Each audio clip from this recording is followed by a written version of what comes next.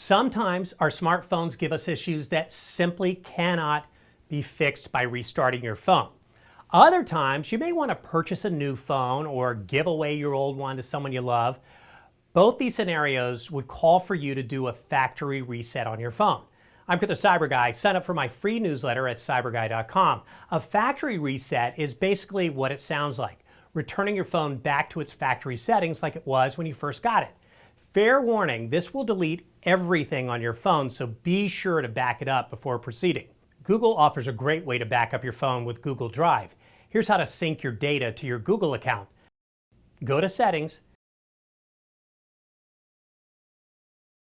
click Accounts and Backup. Under Google Drive, click Backup Data.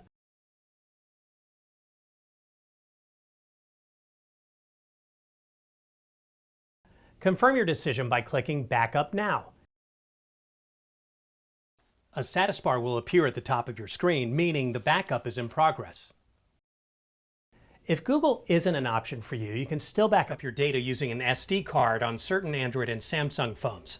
For certain Samsung phones, go to Settings, click Biometrics and Security,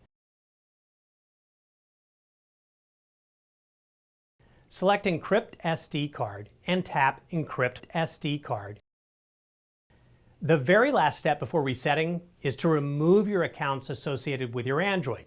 Since they're not going to be removed after factory reset, you got to do this. To do this, open your Settings app, click Accounts and Backup, click Manage Accounts, scroll down and click on each account you have listed and select Remove Account. It'll then ask you to confirm your decision by hitting Remove Account again. Once your phone is completely backed up, you're ready to reset your phone to its factory settings. Simply go to Settings, scroll down and tap on Backup and Reset or General Management, then tap on Reset. Scroll down and tap Factory Data Reset. It's going to ask you to confirm your decision by tapping Reset. And just like that, it's back to its original state as if it were never used before.